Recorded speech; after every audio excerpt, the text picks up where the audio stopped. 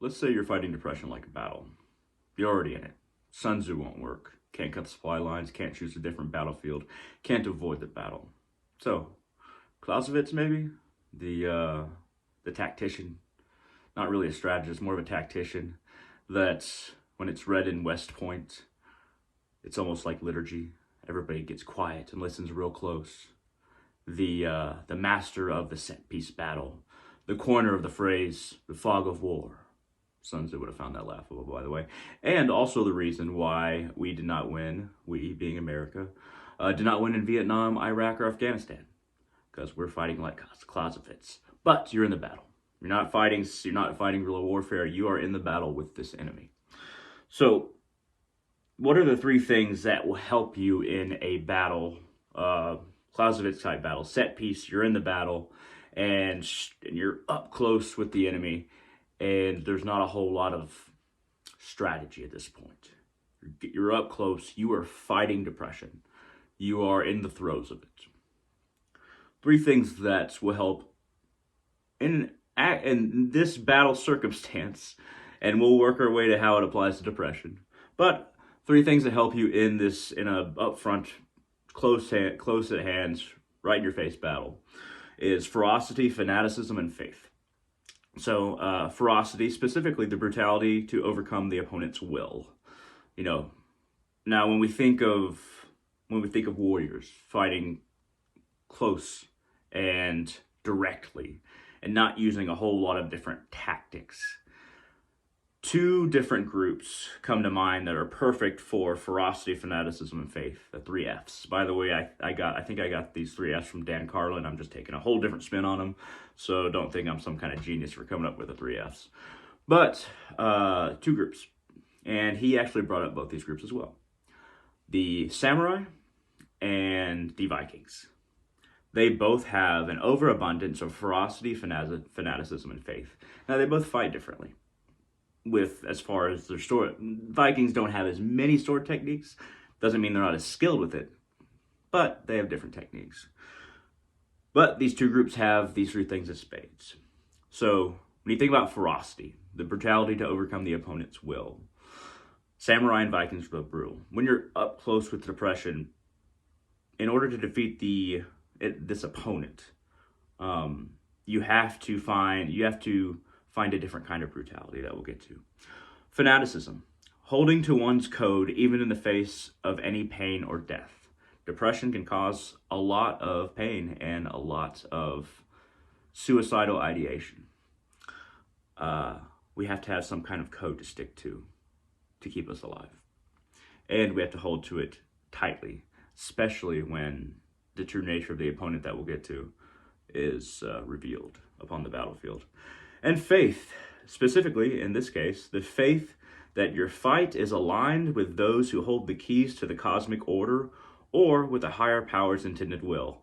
These are all my definitions for these three terms, by the way, so don't go looking for these definitions. So once again, faith, the belief that your fight is aligned with those who hold the keys to the cosmic order or with a higher power's intended will.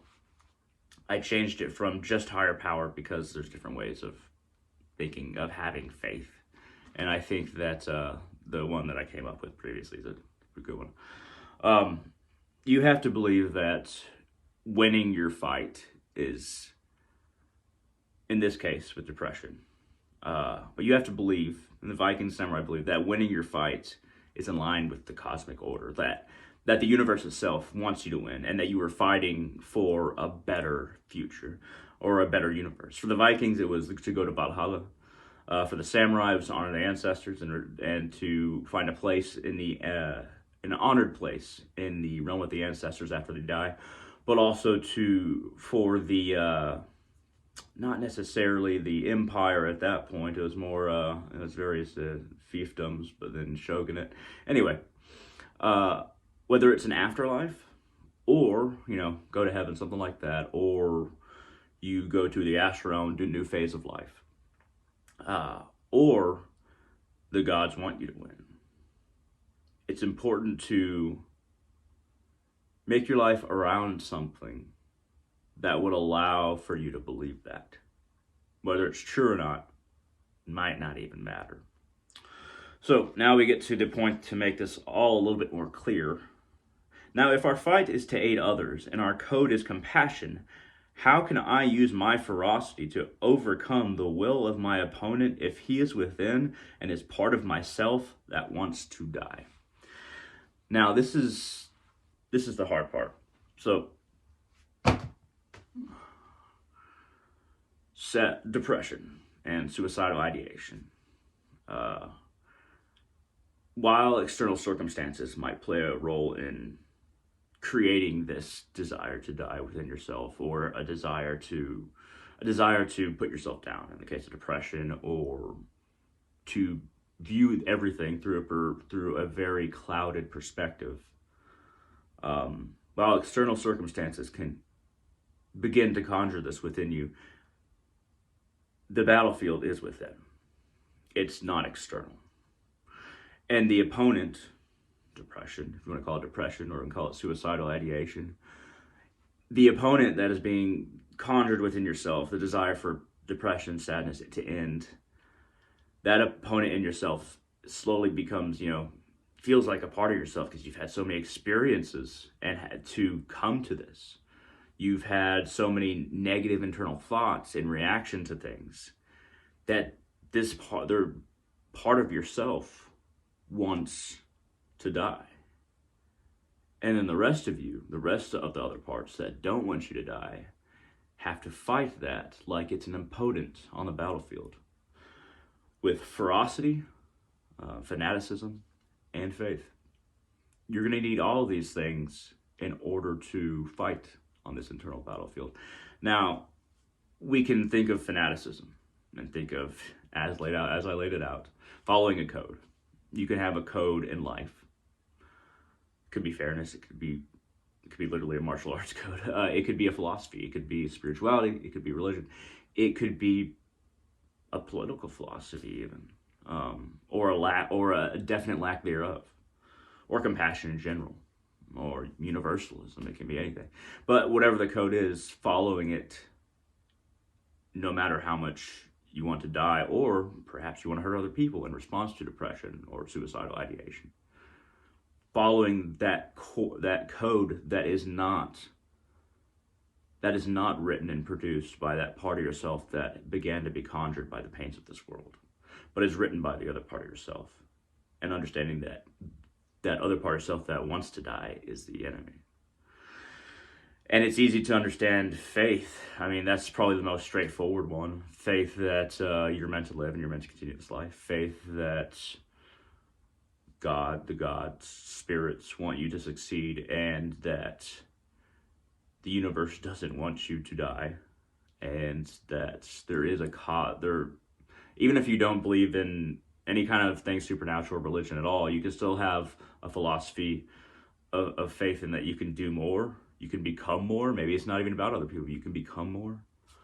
But there has to be, you have to place your heart in line with something that you can believe in regards to how things work or how they should work. So I guess the main question is, how do we use ferocity? Especially when it's compassion, where we're trying to live, and maybe we're trying to help other people. How do we use inner ferocity against that part of ourselves that began to be conjured by the world, but then sometimes we feed it, don't we? We play into that clouded perspective. We play into those suicidal ideations. We play into those self-degradation, that depression influences, that it makes it an easy, slippery slope to fall down. I think the question of ferocity, even though ferocity is the simplest of these concepts, I think that's the harder thing to answer. And I think ferocity, like on a battlefield, externally, it's very elaborate. It's very think about movies and how most bloodthirsty barbarian or something like that's right in your face. There's an internal equivalency to every external emotion, and all the fireworks that you see on the outside in life have a much deeper and much more profound and much more, honestly, elaborate and extensive chemical and thought forms within ourselves to produce the small bit that you see on the outside of somebody being extremely angry. There's a whole lot more going on the inside than you see on the outside. And there's a whole lot of things that lead to that. I think that ferocity in this case, we need to be passionate about life. And I think that means being passionate about the moment. And thinking that, every moment can be a battle to keep alive, to keep not being depressed, to choose a different thought. And it's a ferocity that's hard to keep up, isn't it? Especially when depression eats at you and anxiety eats at you. But the ferocity of the moment and at the same time, the compassion for yourself, all the parts of you that want to live, those need to work hand in hand. And sometimes it's a daily battle with a bunch of moments where you have to be ferocious against the enemy of depression and suicidal ideation by being passionate about life and for yourself and for perhaps what you can do here for others. That could be a good motivator, though that doesn't necessarily have to be a part of the equation. Try to be ferocious about life. So ferocious about survival. Ferocious about improvement, self-improvement. And know that however much ground internally the enemy, the self-destructive enemy within, takes away from you and leads you further into depression, further into suicidal ideation, the more ground that they take, there's always that part of yourself that doesn't really want to give up and completely self-destruct. And as long as there's a little bit, you got hope to take that ground back. At any rate, thank you very much for watching. Hope this was useful. Feel free to hit that thumbs up down there. Give me a like. That helps out the channel. Feel free to leave a comment. That also helps out the channel, and I try to answer all comments. I hope this video is useful to you, for you, and if it was, feel free to tell me why in the comment section below. If there's something you'd like me to improve, perhaps my terrible lighting, then you can say that in the comment section below as well. And feel free to become a patron on Patreon at patreon.com/darkrealist, capital D, capital R.